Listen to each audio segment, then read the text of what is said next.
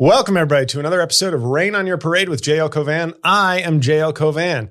I'm here, as always, with my producer, Mike. Mike, how are you? Hello, JL. Hello. What are we going to call this audience? I was going to call them rain heads. That sucks, though. Raindrops. Raindrops. That's good. Thank you. Well, I know. That's what I do. Also, you didn't answer my question. I said, how are you? Not, can you say hello to the audience? That's my job. Thanks. Okay, well, come back to me. Thank you. We'll try this again next week. But we're going to talk. I was at, I don't know if you can, if you're seeing the video of this, you know that I'm wearing a bright blue Guns N' Roses t-shirt. I was at Guns N' Roses concert last night, and we'll talk about that in a little bit. And that, and also just the state of music and rock and roll. And there go the youth clicking off the podcast. He called it rock and roll. Gross. It also didn't help that you called them youth. The youth. Well, no, I leave off Hitler. I shorten it to just youth. Got it. So they know what I'm talking about. Of course.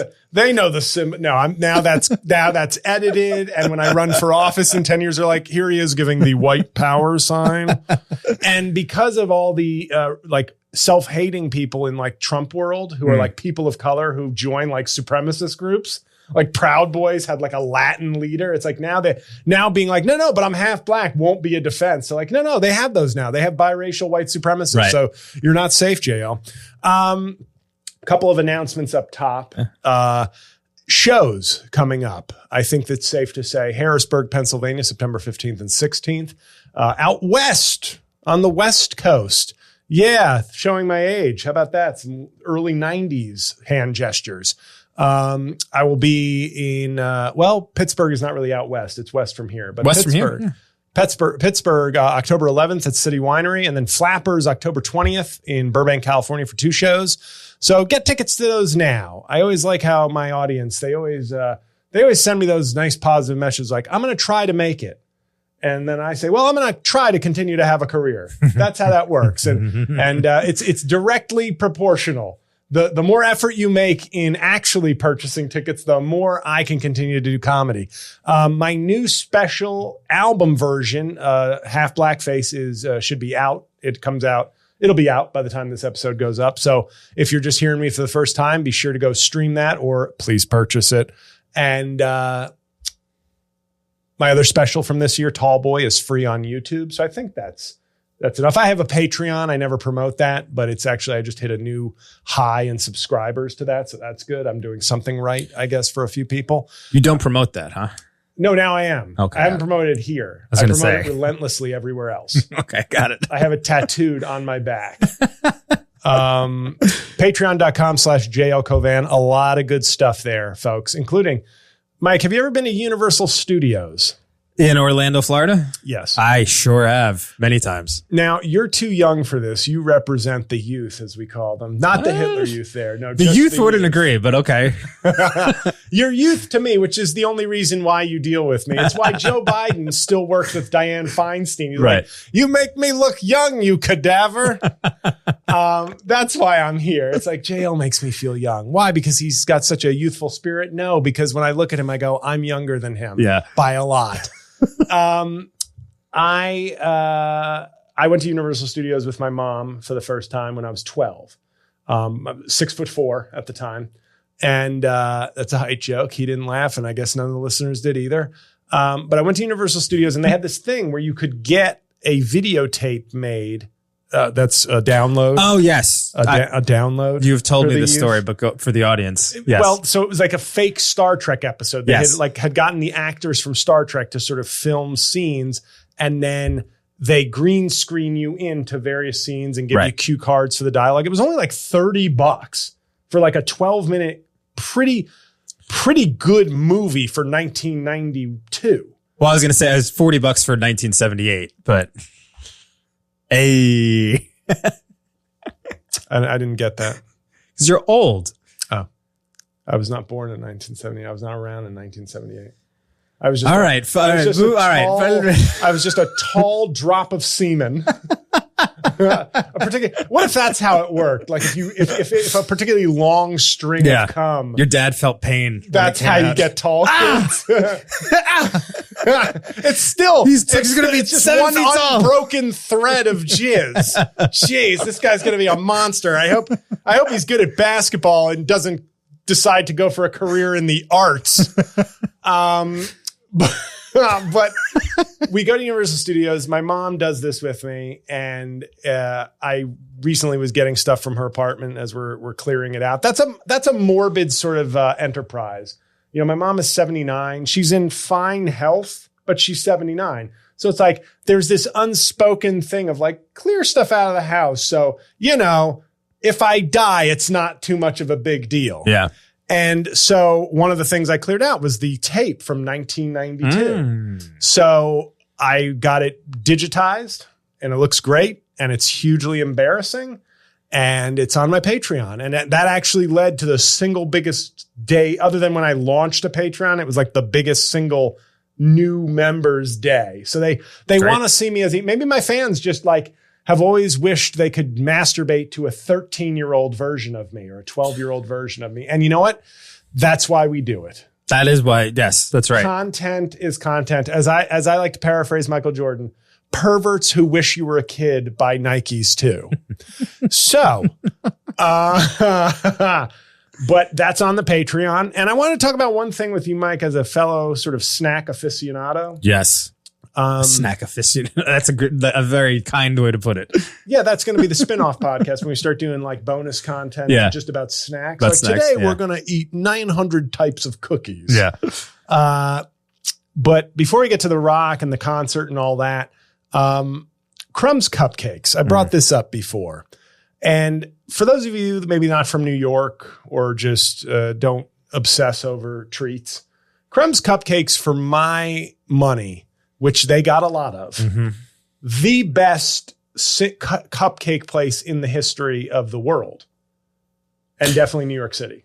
I'm when you said that, I was going through my mind to think if there's a place in particular that I can even think of that would possibly rival it, and I don't come up with anything. Right? They were like in a class of all alone.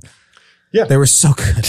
No, I had an ex of mine who is, if anybody wants to know more, my second album, Diamond Maker, the album that literally turned me from a happy-go-lucky impersonator comedian into a jaded, mining personal truths for malevolent humor type of comedian.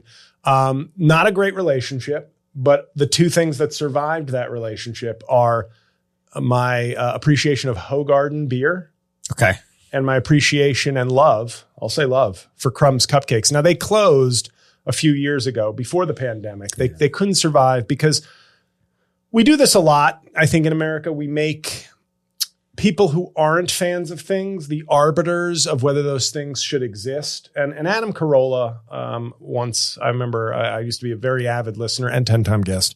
And he had talked about like women, like he'd say in fashion or in things like that, the model for what was a hot woman was being dictated too often by women and gay men. Yeah.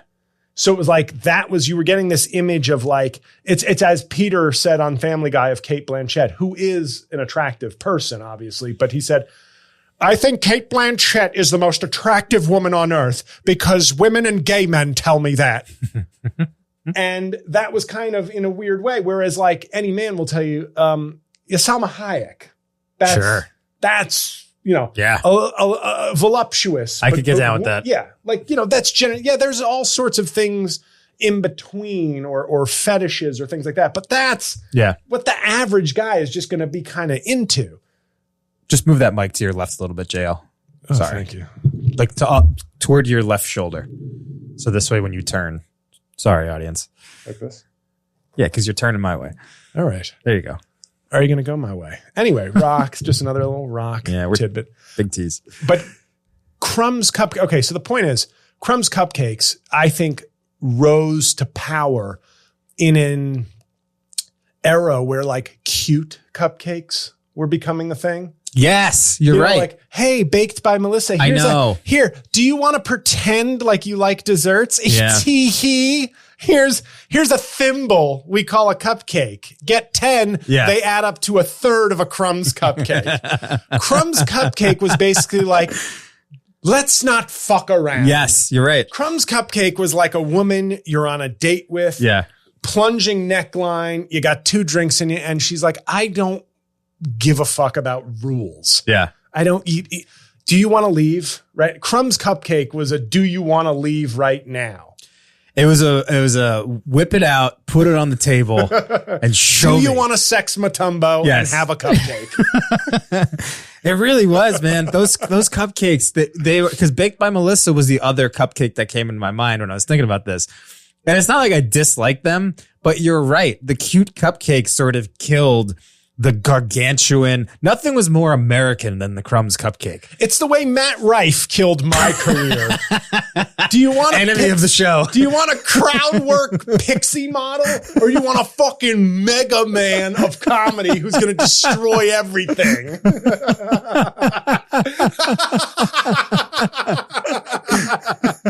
I'm just kidding, Matt Rife. Big fans here. Yeah. It's just it's a fun running gag. Yeah, I'd say I have so. nothing personal against the guy. I mean, do I find his black scent horrifically offensive? Sure. But you know what? What famous entertainer now hasn't done a black dialect? Join the club. Yeah, Mark exactly. Wahlberg, you know. Matt Rife and the Funky Bunch. Right. That's what I call all the black guys who co-signed for him before his specials. Yes. Anyway, good guy. I don't know why I said that. I said good guy like he's not. He probably is a good guy. It's probably fun. Yeah. So just don't care particularly for his movement. Yeah. But Crumbs. Once again, I would just say similar to Crumbs. No. Similar to fat people who destroy desserts, determining what the best desserts are. Yeah. I do feel like people with developed comedy tastes should be the taste makers in comedy, not ditzes in middle America who don't know a hack when they see one. Yeah. Anyway, guys, cupcakes. But there is a parallel to this. I feel like I'm the Crumbs cupcake. I've often called myself the street donut of comedy. I'm bigger, I'm more flavorful, but I don't have the branding or the backing of a Krispy Kreme or a Dunkin' Donuts. So you walk by the street cart who's giving you double the size donut for half the price. And you're like, I want to get a Dunkin' Donuts because I prefer iced coffee with a stale tiny donut. Thank you. Yeah. And some people have said it's too much. Just like Crumbs. Yeah. Oh, and okay, so it's Crumbs. Thank you. Great producer extraordinaire. Crumbs. So Crumbs, I get introduced to when I'm like remember when I told you I used to be ripped? Yeah. Yeah, it was during that phase. So I could eat a Crumbs cupcake and be like, ain't no thing. 5 a.m. gym next day, no problem. But then I lost my job. I was single, and I started to just be like, you know what? After lunch, I'll go. There was a Crumbs near where I lived. So I'd say, you know what, let me get a Crumbs cupcake. But they always sold them to you in like they had 2 packs or 4 packs. Yeah, they did. So I'd be like, well, they did. In honor of Shakur. As if anybody could eat 4 of those cupcakes. Well, in honor of Shakur, let me get a 2-pack here. And I would get the Hostess. They had the Hostess, which was like a real cupcake, but in the mold of a Hostess cupcake, 1,000,000 times better than a Hostess cupcake. But they had so many good flavors. They had a cookie dough. They had an apple crumb. They had a Reese's one for sure. They had a Reese's one. Yeah. Which even that scared me because I would bang out 2. Oh, that's how disgusting I was. Yeah. That's, by the way, that was 1,500 to 1,600 calories. That was JL, it was closer to a cake than a cupcake. Yes. To be honest. Yes. And I started to eat those like 2 a day, like Fredo and waitresses in Vegas. Yes. I was banging 2 at a time. 2 at a time. And then all of a sudden, I heard they were in financial trouble. And I was not the mogul that I am today, so I couldn't bail them out, although I would have. And they closed. Then they reopened. Some angel investor showed up. They reopened. And you know what they added? Girl Scout cookie cupcakes. Oh. I had a Samoa Crumbs cupcake. I came in the store while I was purchasing it, to say nothing of the ecstasy I felt when I ate it. And they teased me because then they closed like 6 months later for good. Crumbs Cupcakes is to me emblematic of our society, which is like, we don't trust experts. Okay. This is so Malcolm Glad. You're so lucky to be here, Mike. The Malcolm Gladwell-esque stories I weave to make broader points about society. It's really stunning to be, as Kanye would say, my only regret is I can't be here to watch myself podcast. But we don't trust experts in so many things. With my comedy career, too many people tag jokes. That's why I have a segment at the end of each episode shitting on people for making horrible suggestions to a comedian that they're fans of. So they've already acknowledged my level of skill and expertise, and yet they still think, you know what you need to do? You should do this. Fauci. Look at Fauci. We just lost some people. I'm sorry. But look at Fauci, the disregard for his expertise. And Crumbs Cupcakes, probably the biggest disregard of expertise, because those were the best cupcakes ever. I want a Netflix documentary about them or something. Like, they deserve the documentary treatment. They really were, man. They were the best. I'm just trying, again, I keep trying to think if there's something that could have, there are other cupcakes that, like you mentioned, the Hostess cupcake, that's classic. Right. But it's not better. In its lane. Yes. It serves a lane the same way I say Entenmann's chocolate chip cookies. Right. Are they the best chocolate chip cookies on the planet? Of course not. But they are real good. They're elite. Yeah. They play in the supermarket league and they dominate. Yep. They've put up record numbers in the supermarket league. Yep. But Crumbs Cupcakes, I just feel like at some point, if we're going to survive as a society, we need to basically say, we're going to let the experts dictate or weigh heavily in terms of their field. And with Crumbs Cupcakes, desserts and lovers of desserts, we lost a champion with Crumbs. I cannot express to you how great, like, it makes me sad that there's no Crumbs. I know. Now, it's good for me, but guess what? Dessert is not good for you. Yeah. Why let people pick and choose and I get the market. Let the market decide. Yeah. But we created this campaign where cupcakes had to be like some sort of cute feminine thing. Yeah. And it was like Crumbs Cupcakes were like, do you really like cupcakes? Or are you a fucking poser? Right? Like, do you like cupcakes, or are you a bitch pretending to like cupcakes? Yeah. Because if you want, I love they're so good. Oh, they're so, okay. That's a nice little baked by Melissa. How much is that? $900? Yeah. Whereas Crumbs was like, $4. Yeah. We'll kill you. Yeah. Like, it was, I know we got to move on to something, but like, I just felt strongly about that because now I'm back to dieting again. I'm eating fucking walnuts and drinking green tea and just being like, oh, that's nourishing. I'm antioxidants. But like, sometimes you just want, when you want to get fucked up by chocolate. Do you want Oxy or do you want fentanyl? Yeah, right. That would have been my marketing campaign for Crumbs. Are you a bitch who needs a prescription, or do you want the good shit from China? Yeah, right. Yeah. So R.I.P. Crumbs, you are missed. I'm thinking, should I get like a crumb? Like, if I had like a Jake and Logan Paul commitment to comedy, I would get a tattoo on my shoulder of the cookie dough was the one I got the most. Yeah. The cookie dough Crumbs cupcake, and it would say R.I.P. Crumbs in script. Like, I would go to like the hood that specializes in like memorial tattoos and get that on my shoulder. Well, I actually thought that we could get like the way the NBA, like when Bill Russell dies, you put like a little decal on the side of your jersey. Wow. We could get like little shows for the shirts for the show and put a little like Crumbs decal on it for the rest of the year, like a rest in peace. That's a great idea. So I love that idea. Find the best. I have no creative fans and none that really care. Or else I'd throw it to them and say, who wants to work on that? Yeah. And they're all like, unsubscribe. So where are we on time? I know it's unprofessional, but I want to make sure we do our breaks properly. Well, for you, JL, and our fans, we've been recording for 19 minutes and 19 seconds. How you feel, audience? I feel good. How about you?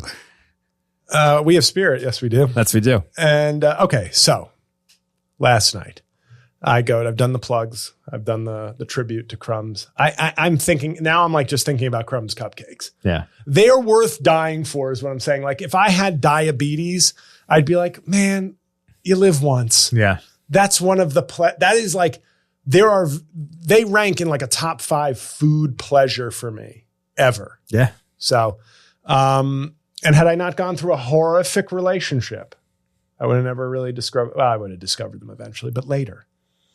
But it would have almost been too late.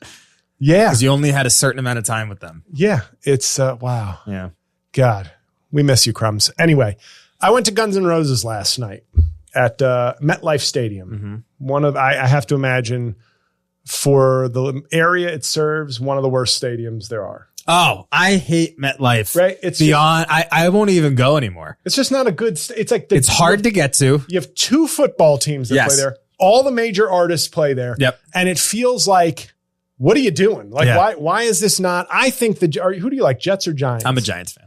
Oh my God. I'm a Jets fan. I can't believe I just got the football team that I like wrong. Well, we know that's getting edited out. It's a long week. I think the Jets should have made a move to Hudson Yards when that was like a possibility for so many reasons. Yeah. You build up a better stadium from scratch.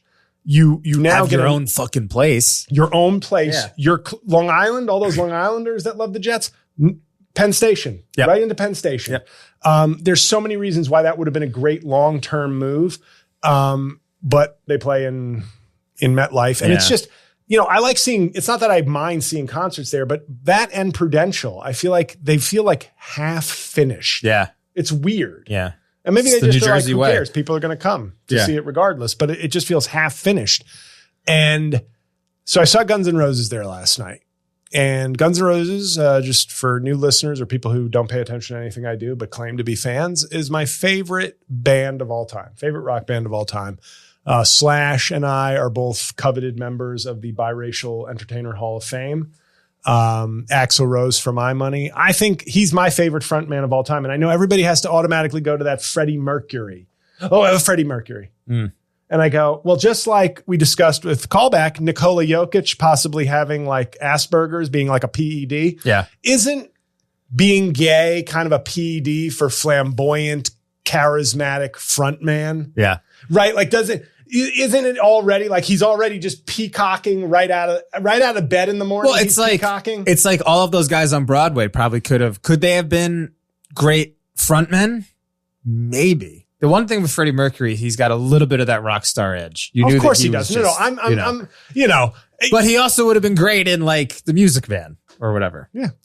The teeth might have been a problem, but the obviously he's a great. He's an iconic frontman. I'm not trying to honestly diminish him, but for me, Axl Rose was always my favorite.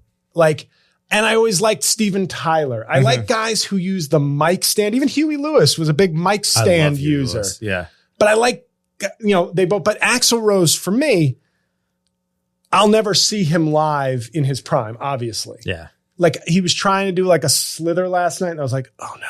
Oh no. Doesn't have it anymore. It wasn't a slither. Yeah. It was like a teeter-totter to the side. Yeah. But you watch the video for Sweet Child of Mine. And that is a man in such command of his body, the mic stand and the mic cord. Yeah. He's twirling the mic at one point. He's like bobbing the mic stand back and forth. And then he twirls it. And like right before, where do you go? Wow. He catches the mic. He's like, where do you? And like the Paradise City video, that's him in like arena energy. Yeah. And you could be my he's the best. I love Guns N' Roses, and I was so happy in 2016 when they got back to when they decided to tour again. Those were doesn't matter that I don't have a lot of money. Those are bucket list items because it's my favorite group, and I literally thought they'd never get back together. I loved both shows I went to. I went to Philly and MetLife in 2016. And then I skipped a couple of their more recent shows. And I said, you know what? Let me go again. Cause you never know when they won't be together, or when tragedy will befall, or if you'll lose your day job in 3 months and not have the money accessible to buy tickets to concerts you want to go to. Mm-hmm. That was a little autobiographical note there at the end. But so we went, and it was a B. And I got to be honest, I got to keep it real with my boys, Guns N' Roses. They went 3 hours, which, while impressive, I don't have it like that anymore. First of all, I had to watch an entire Pretenders concert before. Oh, they opened? The Pretenders opened for them. Really? But like an hour and 20-minute set, which is cool. I can't imagine cool. they're opening for them. That's crazy. But like my knees, feet, and ass don't have it like that anymore for a 5:45 to 11:15 night. Yeah. I don't have it anymore. I mean, I don't have it now. I don't know if I ever told you this. I used to be really jacked. Yeah, I remember. Yeah. And then fuck it. I'll do tantric concerts with Sting. We'll just fucking never come for 20 hours while he plays Fields of Gold nonstop. Yeah. But deep cut, guys, not really a deep cut. Okay, fans? Not a deep cut. That's actually, there was a music video. It's a good song. Yeah. But I know you want to know, well, you should have said Every Breath You Take. Well, you're a fucking hack. Yeah. Fan who just thought that. But it was a B. Because instrumentally it was good. Axl in moments was good. And I was saying to you before the show, Axl to me is more in the, you got to stay fit. Your voice was fine in parts, but I don't think it's like the conditioning didn't feel, and it was, I think, the 4th show on the tour. Maybe he's going to get his wind, but I feel they just started? I think it's, I can't read the back of my t-shirt, but I think it was the 4th show on the tour. Wow. Okay. And I'm missing them in Seattle by a day. When I go out there. But the only guy who's really kept himself in shape, Duff McKagan, the bass player, is like in phenomenal shape. Yeah. Because I remember reading Slash doesn't look like he's in shape anymore. Slash, I'm going to make a comparison here. I was in a bar in 2006, and this was, 2009. This is like, I'm single, eating crumbs, like career going nowhere, JL. For real. So I'm like, this is the first time I'm still lifting weights, but I'm not doing cardio. I'm not being disciplined. Yeah. So, and by the way, speaking of discipline, for all you fans out there, you got to know, this is just a temporary kind of thing we're doing with the podcast. We're eventually going to bring alpha male bro podcasters in here to tell you all the ways to succeed. I have to, you got to remind them, that, like, the porn stars are coming. They're going to tell you, all about like what it's like. Yeah. What it's like doing porn. We're going to have all your those audience things. Wants. Yeah. That's, you go alpha bros, porn stars discussing dick. This is what's hot on TikTok and on Instagram. This is what you got to do. But we're just doing this for now. What was I talking about? Guns N' Roses Slash. Yeah. Slash. Well, in 2009, I want to say, I was in a bar with my best friend, and Michael Strahan was in the bar. Giants legend, Michael Strahan, or daytime talk show legend to some of you. I have an old fan base. Yes. Elderly women love me. I was bigger than Michael Strahan. Not stronger, not more fit, obviously, but that bothered my friend. Like, to him, Michael Strahan, it's like, this is one of my favorite Giants on my favorite football team. And Strahan was actually got leaner in his career. Of course. So he was like, he was going for speed as much as he was going for power, but jacked. But like, still jacked. But like 6'3" and kind of like, kind of Chris Hemsworth in a non-Thor action movie build. Yeah. But if you're going for sheer volume, 6'7", 300 loaded up on bench press and crumbs is going to just look bigger. And the best thing about that was I saw the women in the bar looking at me. Now, I'm in an unattractive phase at that point. Yeah. But the women saw me next to Michael Strahan and were just like, is he the long snapper? Can I suck his, will I be good if I suck his dick? Will I That's Michael Strahan's bodyguard. Will I be on the Giants if he fucks me? And so that's how I feel looking at Slash. Slash looks tiny up there. Yeah. And I'm like, I want like, that's why James Hetfield of Metallica, I like Metallica. I'm not like Metallica. Oh my God. I've seen them once, I think, in concert, but I like Metallica. Definitely. And James Hetfield's like 6'3", 6'4". Yeah. Yeah. And like, you're like, yes, rock. Yes. Yeah. Like iconic rock voice. Yes. But for that type of music, it's like, I like the fact that he's a big guy. Yeah. Like that makes it more like, oh man, Hetfield. Like if a fan of some 5'11" little guy like yourself showed up and I didn't think of it that way, but okay. That's a callback to no. Mike is a strong 6 feet tall. I'm not. I'm 5'11", but I didn't think 5'11" was a small man. No, it's not. But I'm saying if you're a diehard fan of Metallica and you're like 5'10" and you bump into James Hetfield, you're like, this is a man as big as the music. Yeah, right. Whereas Slash is like tiny. He looks tiny to me. Iconic look, iconic player, but it's just like when I see him on stage, I'm like, look at that old guy. Yeah. I'm like, oh boy. It's just a little like, oh, yeah. There goes little Slash running around the stage. Whereas Duff McKagan is more of a Hetfield, like tall, kind of muscular. And Axl Rose is, he looks like Harry Styles' mom. Ugh. That's what I think he looks like. I see that. I mean, I get it. It's weird, man. This is the thing. My zag on this was because you enjoyed yourself, right? You had a good time. I did. It was, but I have to admit, it was like between Axl's diminished fitness, the length of the show. I would have preferred Axl. Give me 150. Yeah. Of just rocking it, just all in, and it's not. I'm not saying anybody was given less than 100% effort, but it was like a lot of guitar solos for changes and probably like some hot water with lemon or whatever he needs for his voice. But no, I enjoy, but I'll get to the music was, I have to admit, I don't know if the people around me diminished my enjoyment of it. Like we'll get to that in a second, but you have a zag. My zag is just that as a fan of, rock music, rock and roll sort of music that really isn't as popular in the mainstream now as it was really before my time.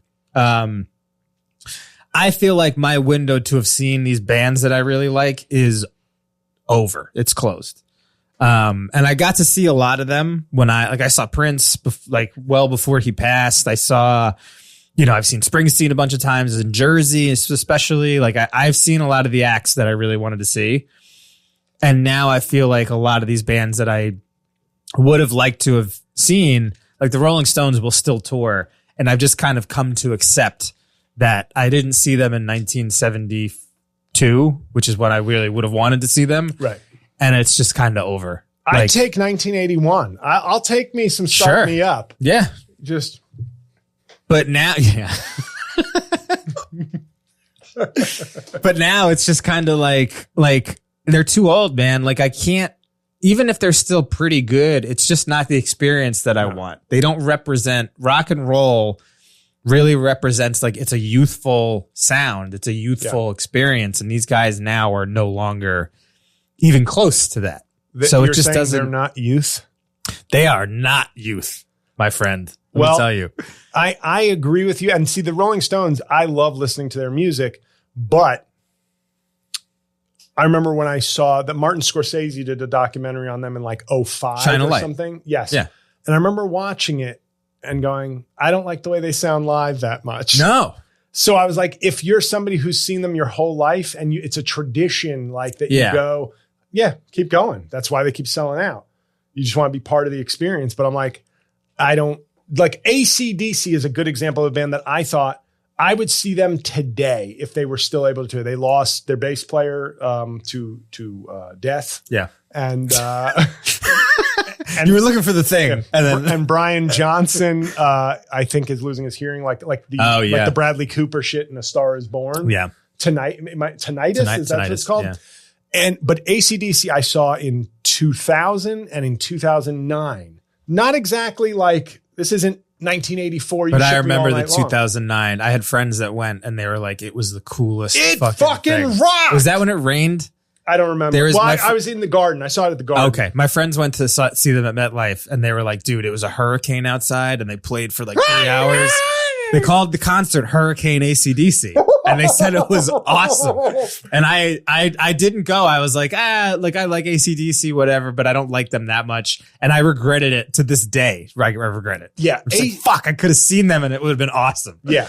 AC/DC is the perfect example. Like 2009 is 29 years after Back in Black. Yeah. a good enough time where there could be some real drop off. Yeah. None. Sounds like the album. And on that album, they had a new album then called Black Ice. It was an okay album, but it had the lead song was called Rock and Roll Train because every AC/DC song has to have the name rock in it.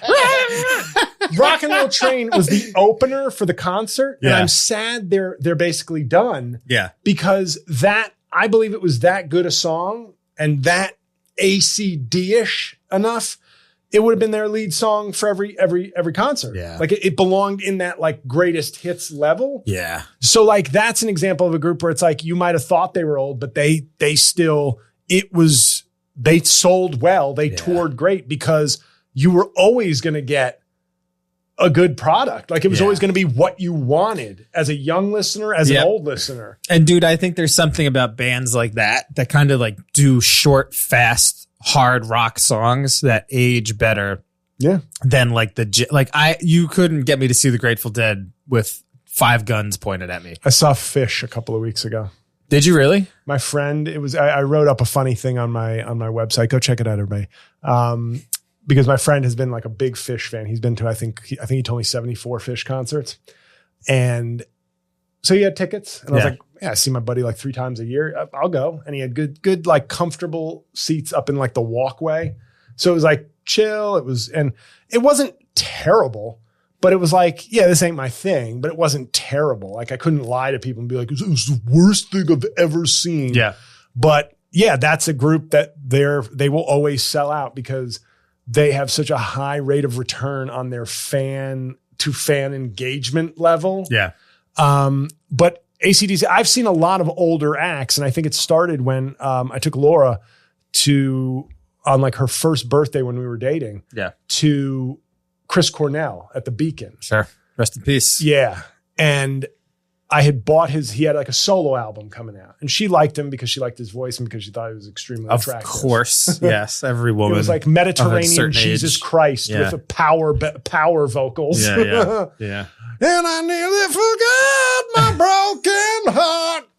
And I bought his solo album because I was like, well, I'm going to see the concert. And I like some Soundgarden, and I really liked Audio Slave. Yeah. Yeah. And I listened to the album and I was like, this motherfucker is like a poet. Yeah. But it's all depressing. Like he has a song on that album. It was called, I forget the name of the album, but like the title track was like the only song I hated. Yeah. And there was a song, Before We Disappear. It's one of the saddest and greatest love songs because it's clearly to his wife. Yeah. And it's about like taking advantage of like the time we have. Who was he married? It wasn't Gwyneth Paltrow, was it? No. Just some chick. Oh, okay. Widow. She's now a widow. Yeah. Respect.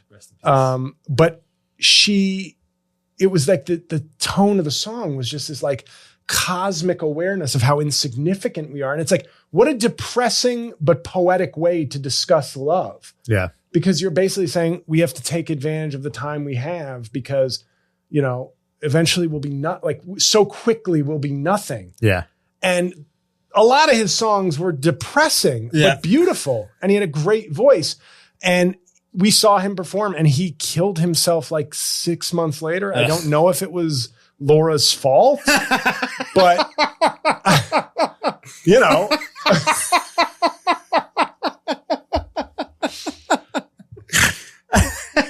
but it made me reassess, like I need to see these artists or like a year later, but we need to reassess Tom Petty, I still regret. His tickets were a little too expensive. He was in that second tier of like, I like him, but yeah, right. Maybe next time. Now, had I known it would be like, his final tour, of course I would have got, because I wanted to see him, but it was expensive. Yeah. And so then I just started seeing all these different people of all different types of music, especially like older acts. And this has nothing to do with rock though, but Guns N' Roses, I can't help but have that in my mind where I'm like, well, these guys live hard. You never know. You never know. Are you going to find out Axl Rose passed away? Yeah. Or Slash was in I'm not putting, like, in all seriousness. Yeah. I'm not trying to put this out there, but like Chris Cornell's death, he wasn't like my guy, but I had grown very late in his career, unknowingly that it would be late in his career, of a great appreciation for him. And then he died. Right. So then I was like, oh no, like Now you have to carpe artist. Right. Yeah. Well, especially because Cornell's a little bit after that era, but Guns N' Roses is of the behind the music era. Yes. They're that era where it's just like you read about some of the stuff that they did. I remember I think it was in the behind the music, they were just talking about like at their peak, Slash was just getting like head at a bar at the stool, hammered. He's like on heroin, and somebody was just like, some woman was just like sucking his dick at a bar, like on the strip in LA. Like, it's just kind of crazy how reckless they were. I had thoughts last night. I was like, do you think Slash has ever had just 2-person sex? Like while I was watching ever in his life. Like, does he ever just have sex with one person? Like, do you know, like, it's just like the rock lifestyle. And I think, you know, whenever somebody complains about like hip hop people getting into the Rock and Roll Hall of Fame, it's like, well, guess what? It is rap that took the mantle. That if not musically, culturally, they carried on the rock star lifestyle. 1000%. It was black and brown people, but it was the rock became something else and then started to like fade. Yes. And rap, at least as a cultural thing, took the edgy drugs, women, like now it might have offended people who were like, well, it's when it was white fellas. It was, you know, it's when people burn a CVS down and they're black, it's a riot. When white people destroy the Capitol, it's tourism. It was the same kind of dynamic. The rock star lifestyle is the rock star lifestyle. Yeah, it's like handed off from Motley Crue to Jay-Z, basically. Yeah. You know, I'm big, from girls to big pimpin'. Yeah. And I think we need to take a break on that clever note. We'll be right back with more Rock Talk with Mike and the JL.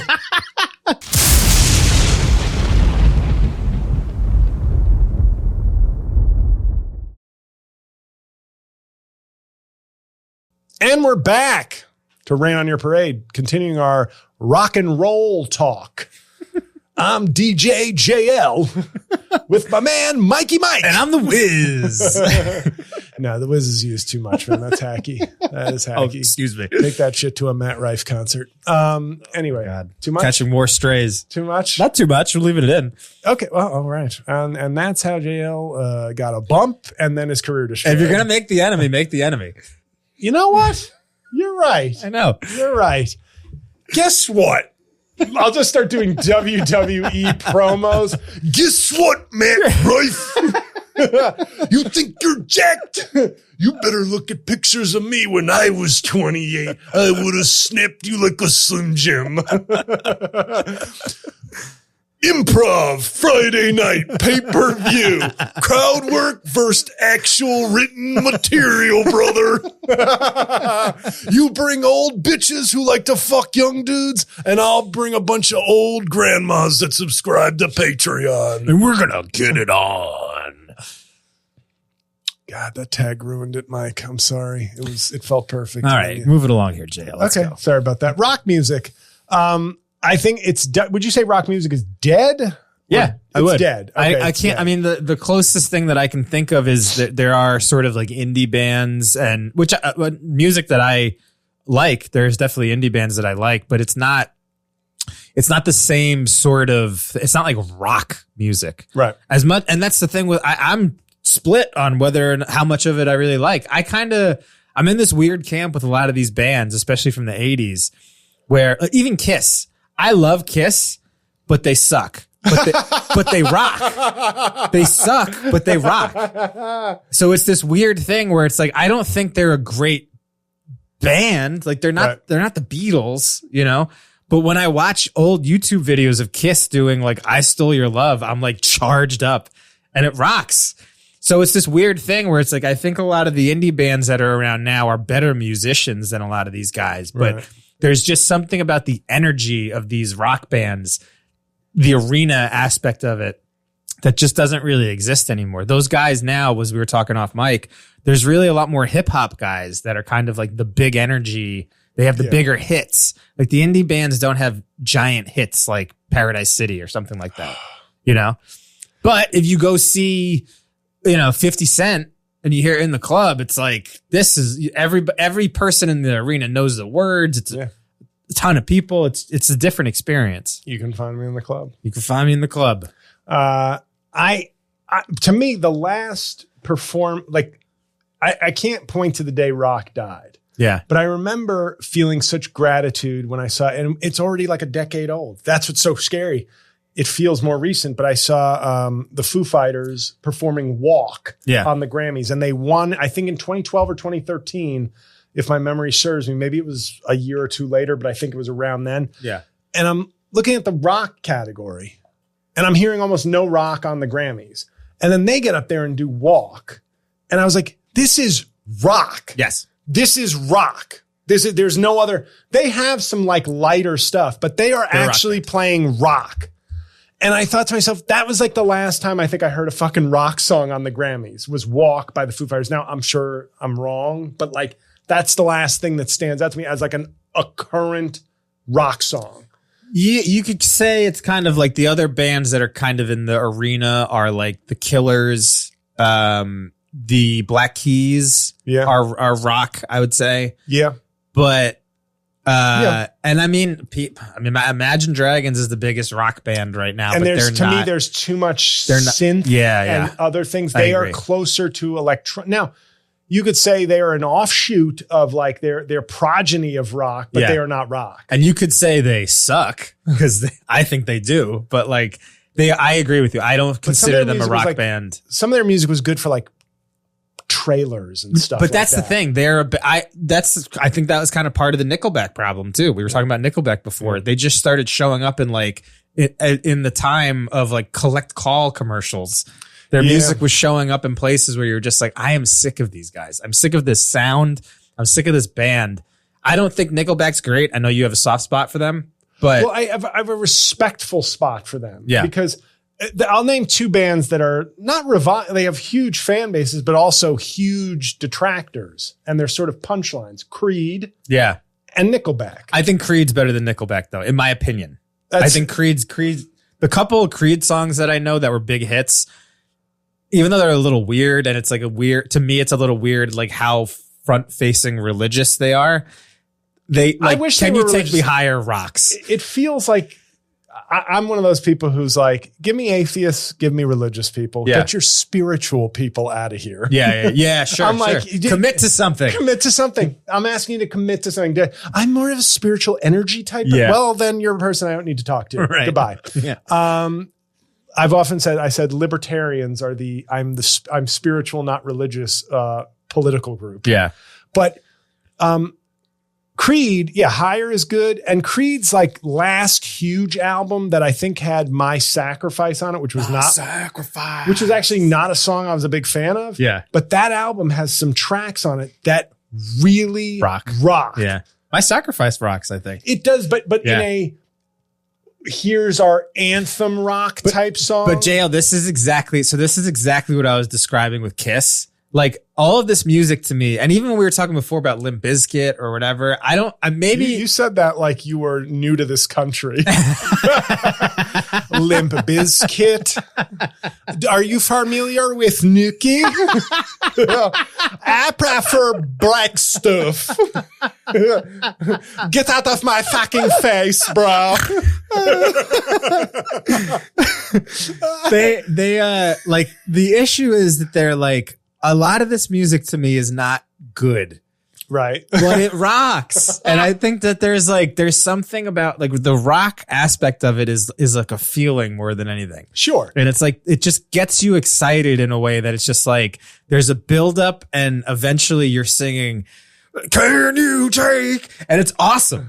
Like it's not good, but it's awesome and it rocks. And it's just such a hard thing to explain. Because for a lot of other pieces of music, it's like, when you listen to jazz, a lot of times you're just like, you like it or you don't. You're not affected by it when you don't think it's very good, you know?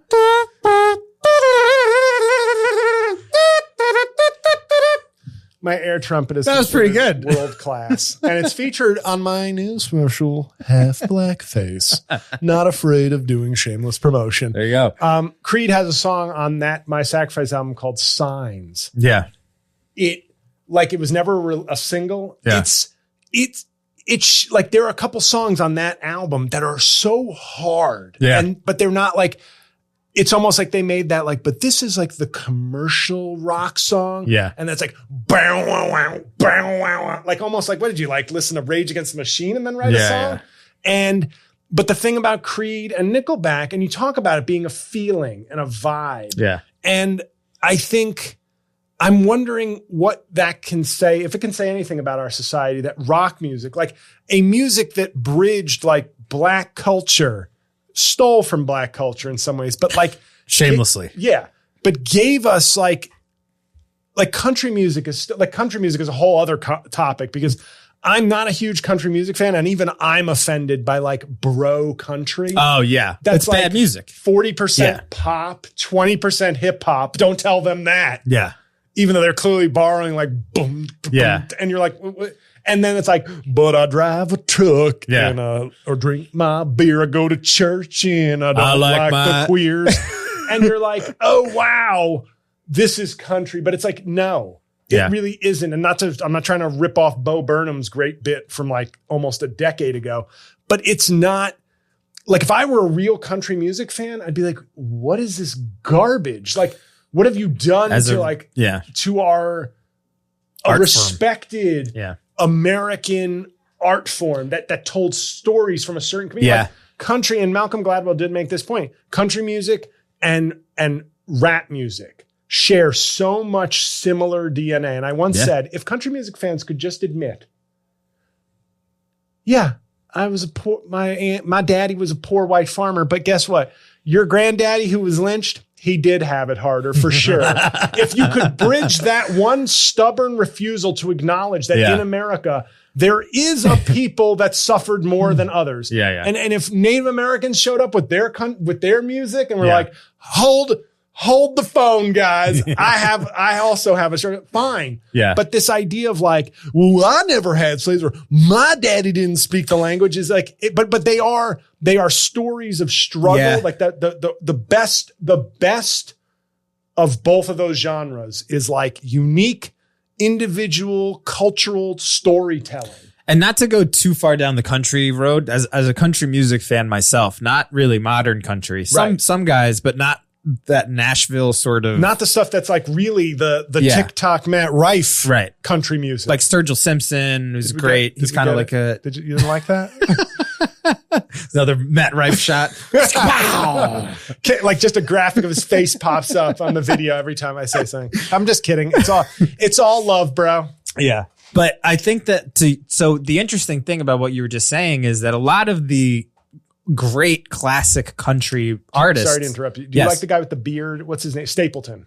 Yeah, I don't like him as much as I like Coulter Wall or Sturgill or those guys. But he's good. He's like the best version of sort of like mainstream country. It's like bluesy rock. Yeah. But at least it doesn't feel. And he's so hideous that if he wasn't actually talented, the music would never get played. You know?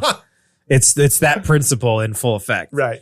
But the thing is, it's like, so do you know the Highwaymen? It was Johnny Cash, Chris Christopherson, Willie Nelson, and Waylon Jennings. They were all. Sure, I watched Ken Burns Country, but yes, that sounds familiar.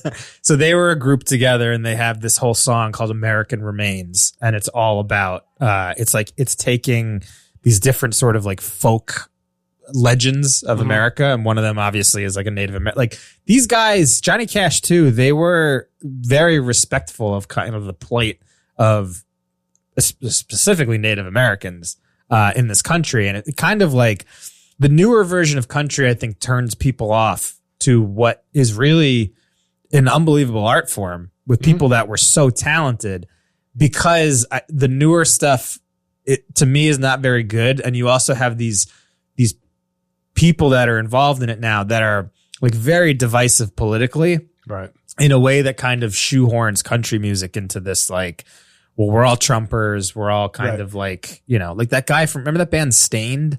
Yeah. That guy, Aaron Lewis? He is now like a big country, like conservative. Wow. It's so weird. He's the white Darius Rucker. Yeah. Although Darius Rucker, I shouldn't say that because I don't know that I don't think he's right. MAGA or anything. But as far as I know, that other dude, Aaron Lewis or whatever his name was, I saw him open for Willie Nelson, and he was like, "It's been a while since I gave a shit about that guy." I know. How about that, Stained? But I saw Willie Nelson in Coney Island, and that guy was doing. He was that's opening. Where you're going to see Willie Nelson in Coney Island.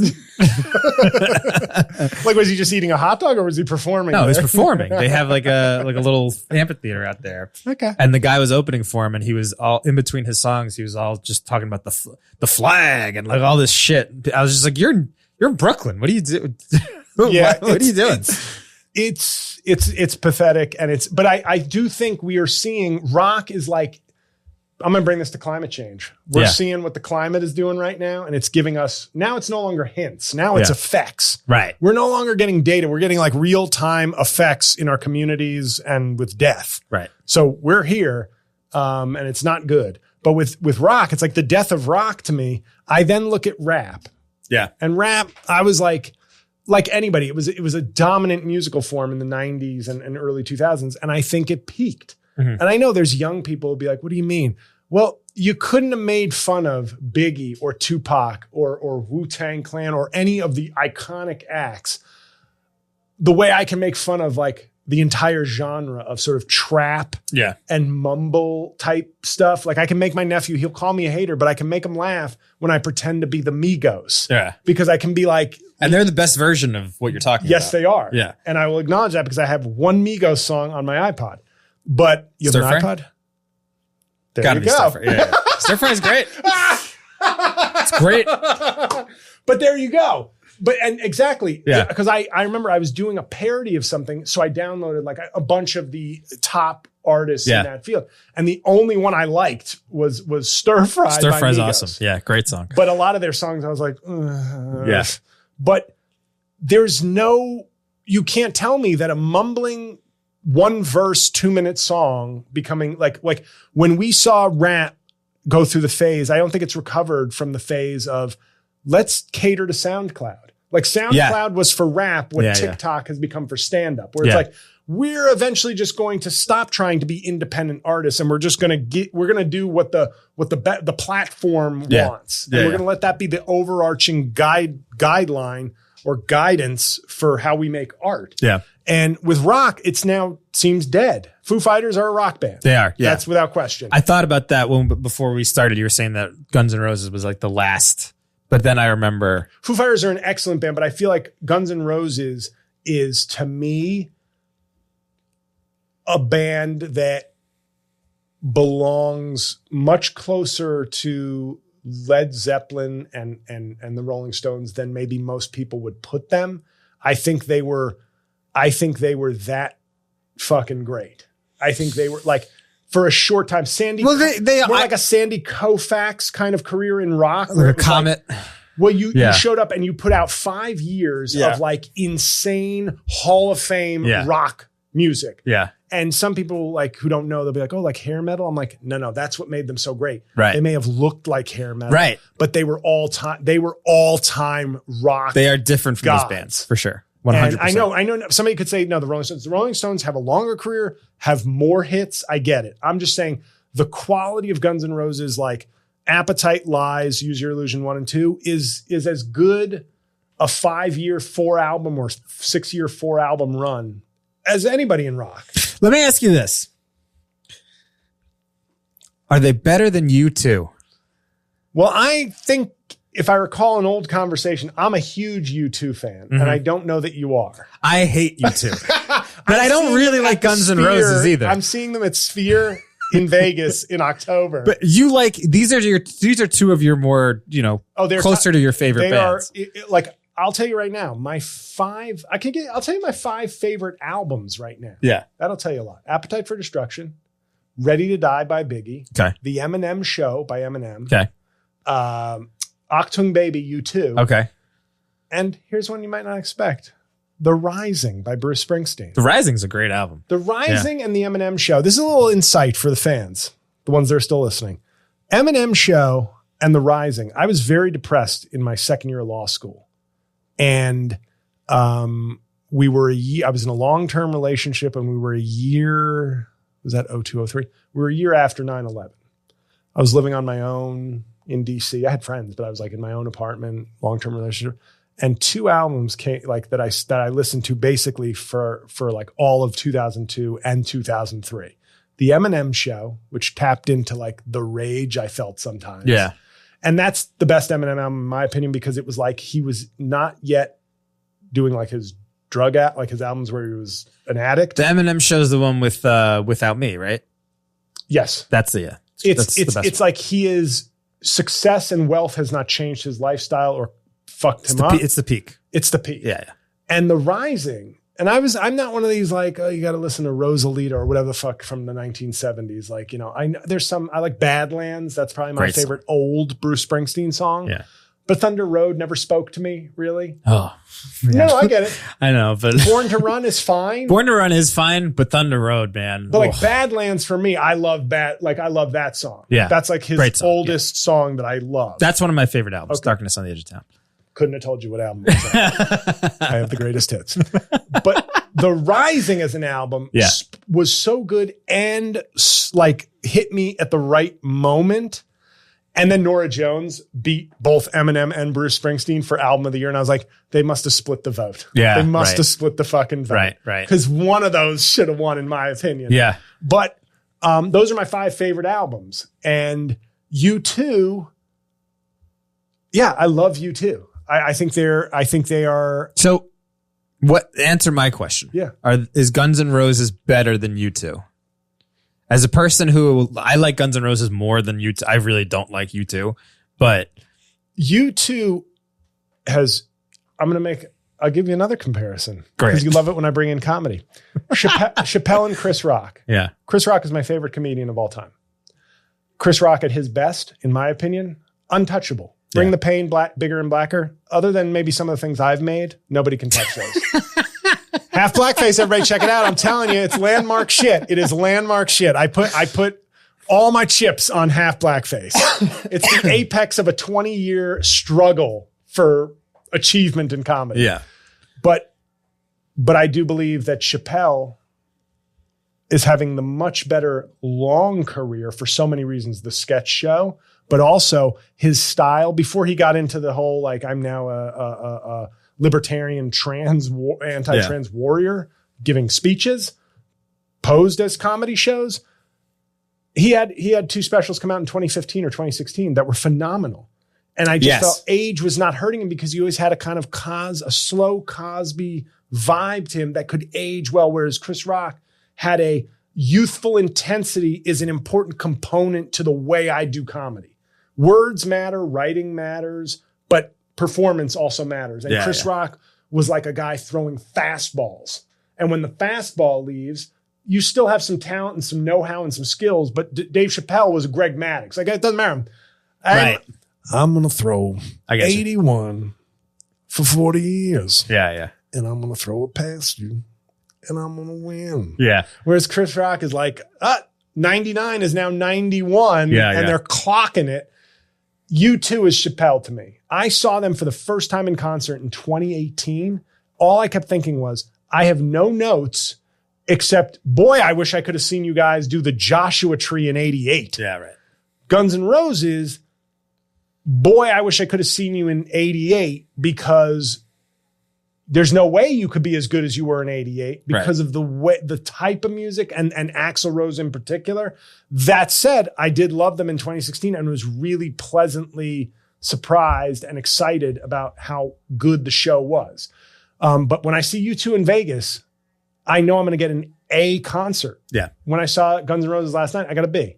Yeah. So at their peak, my point is, at their peak, Guns N' Roses is still my favorite. And I think Appetite for Destruction through Use Your Illusion 2 is just a peak dominant stretch of music.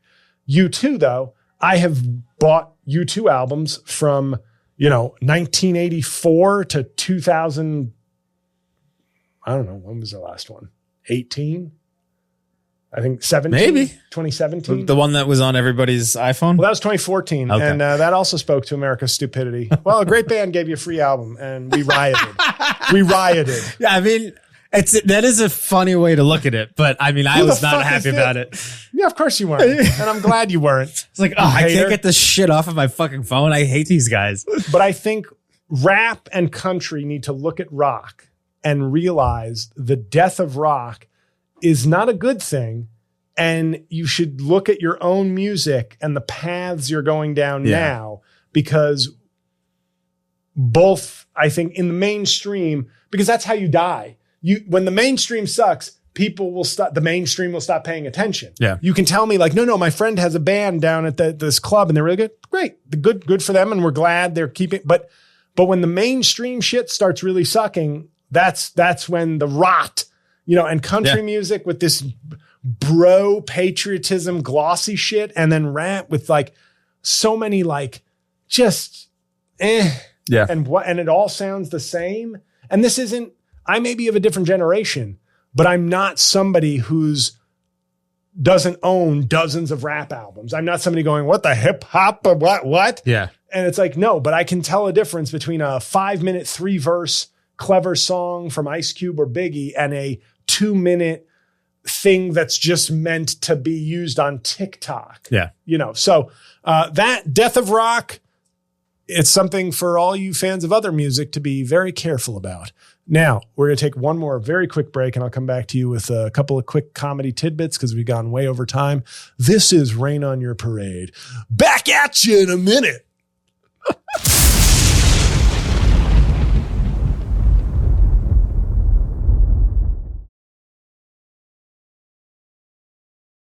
Welcome back, everybody, to Rain on Your Parade for our Mike's least favorite segment and my favorite. It's where I talk about comedy very briefly because we've had an epic episode, which I hope you've enjoyed. And then they turn it off. Comedy recommendation for the week. This is a special I watched a little while ago when I was just trying to catch up on all the YouTube specials I'd seen promoted across platforms. And the one I watched, this particular one, I thought was outstanding, and it's worth you guys checking out if you haven't already. Stavros Halkias. His special is called Live at the Lodge Room. Now, Stavros is one of the best on TikTok of the crowd work stuff. But unlike other people, his feels very organic. And when I watched his full special, there's crowd work, but it's not like, okay, guys, let's do a Q&A now. Yeah. This is for content. I think he's just a very gifted stand-up comedian. And I have a quick story about Stavros, a personal story. I was opening for Dave Attell in 2012, back-to-back clubs, total coincidence, in Indianapolis, the next week in Washington, D.C. at the Improv. Complete coincidence. But he had Stavros, who was originally a Baltimore comedian, doing a guest spot for him. And I guess he'd already seen him. And I guess since Dave Attell being a comics comic, I guess wasn't going to boot somebody off the lineup that already had been given a gig. And it was very fun working with Attell. And Stavros did a guest spot and it went well.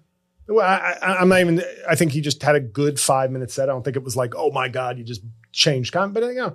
But Attell liked him. I never opened for Attell again. I know Stavros did. So Stavros is living my life is what I'm saying. No, but Stavros, his crowd work is organic. It does not feel forced. It does not feel content driven, or at least primarily driven by the need for content. And his special is really good. And it didn't feel like younger comic, and he's blowing up. He does like this is who the fuck needs it? He's like selling out the Beacon and shit.